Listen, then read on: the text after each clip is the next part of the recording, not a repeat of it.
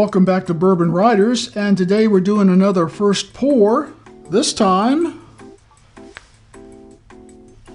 Bourbon Distillery's 1792 small batch. Now, I have been seeing the 1792 everywhere. It's like squirrels. They just multiply and appear in trees and on the street and in the grocery stores. Well, not the grocery stores, but you get the idea. These are everywhere, and they're apparently very popular. Now, I first got not interested in the 1792 small batch, but I was interested in the 1792 bottled in bond. I had seen a couple of reviews on YouTube, and I said, I'm going to find that. Well, guess what? The 1792 bottled in bond apparently has become a unicorn, because I can't find it anywhere. I can't find it online. I can't find it Drizzly. Can't find it in places like Total Wine, which usually has a huge collection of 1792. So, obviously very popular.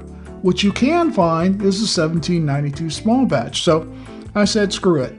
I can't find the bottled in bond. I'm going to try this as a first pour.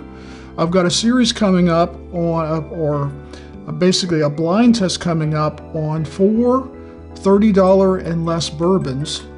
And I needed a fourth, and so here you go. So this will be on our blind test. We're going to put this against Larceny. What are we putting it against? We're going to put this against Larceny. We're going to put this against... So we're going to put this against 3 other $30 and less bourbons: Larceny, Elijah Craig, and Woodford Reserve, which just barely makes it in at $30 and a couple pennies.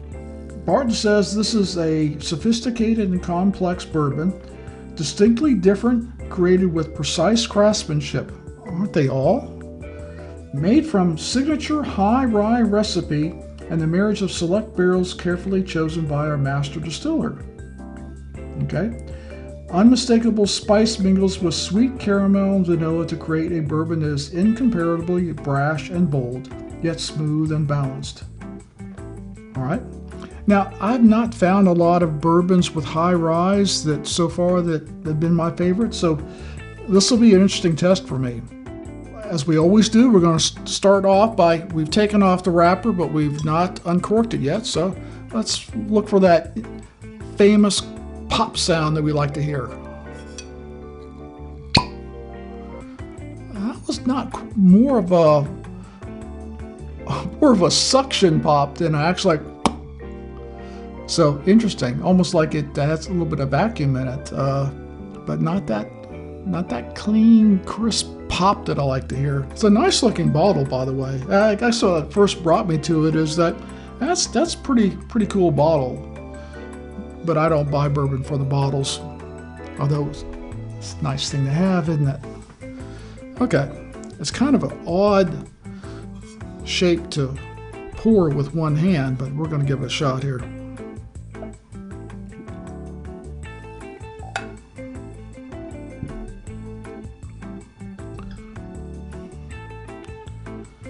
All right, as we always do here, we look to see, and I'm really a novice. I may look like a professional, but not even close.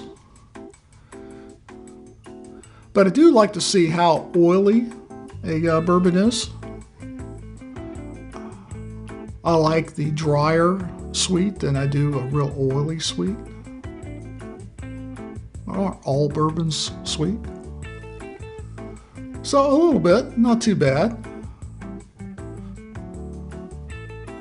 Oh, I need to clean this glass better. I got fingerprints all over it. So we're gonna test the nose.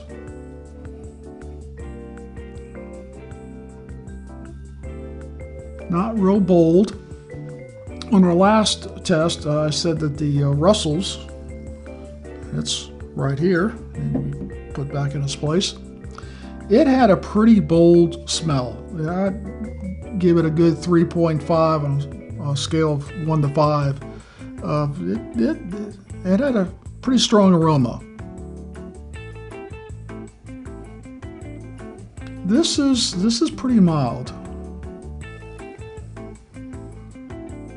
And I would say caramels, brown sugars. I do smell a vanilla in this one. Something I didn't smell in the Russells. Definitely smells sweeter than the Russells. Of course, the Russells is a 10-year bourbon. This isn't. It doesn't have an age statement on it, but it wouldn't surprise me if it wasn't, somewhere in the 4 to 6 year. If it was more, they'd probably tell you, wouldn't they? It's pretty mild smelling. It's pleasant, but it's pretty mild. And definitely on the sweet side. I don't really get much, if any, oak or spices or citrus, dark fruits. No, just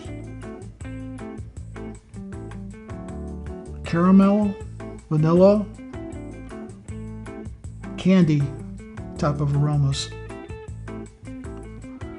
Let's see what the tongue says. Cheers.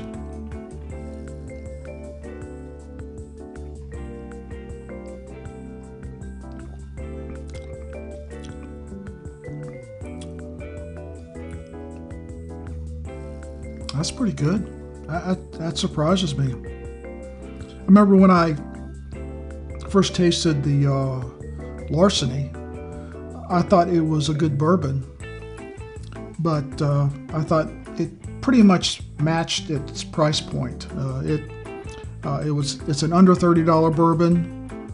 It's plenty smooth, but not very bold in taste, not very complex. You don't see it's pretty much good old straight bourbon, a little bit sweet, a little bit spicy. Nothing really stands out.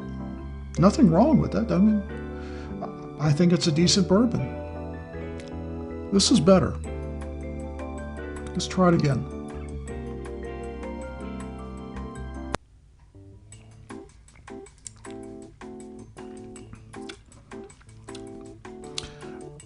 Oh, this reminds me of some other bourbon I have as far as the taste profile. It's got that nice warming, a little bit of a Kentucky hug, not too bold. The Russells was, you definitely, and this is the same proof basically, but that Russells came in gradually, a little strong, and then came out, kind of like a wave. It was very interesting. This is more like putting your toes in the ocean, and the ocean's there, but you could go further.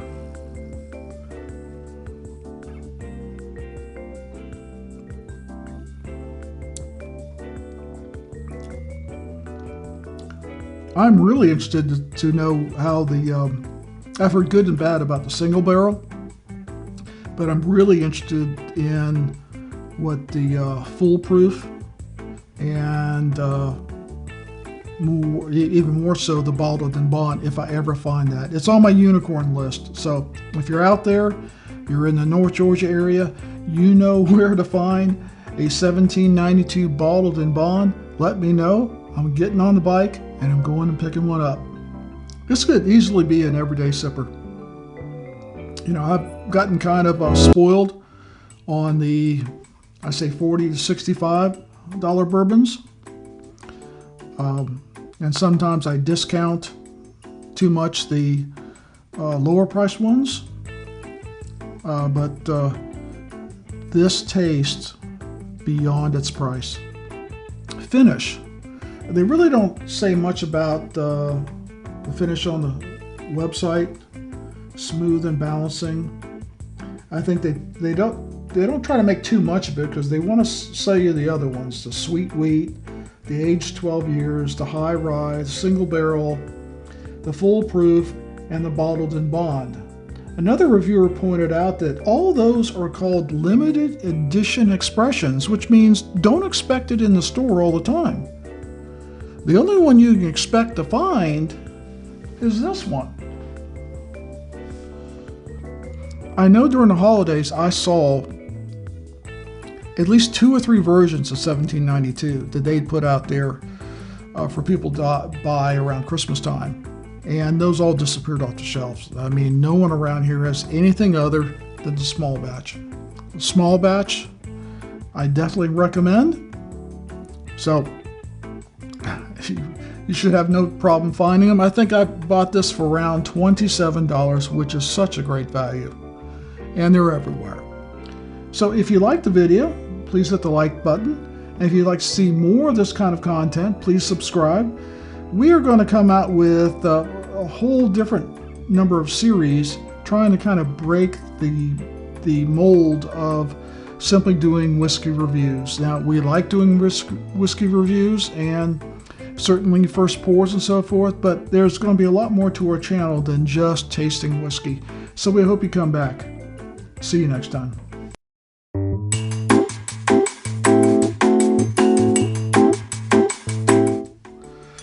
All right, we're going to redo the pop. That's much better than the first time I did it.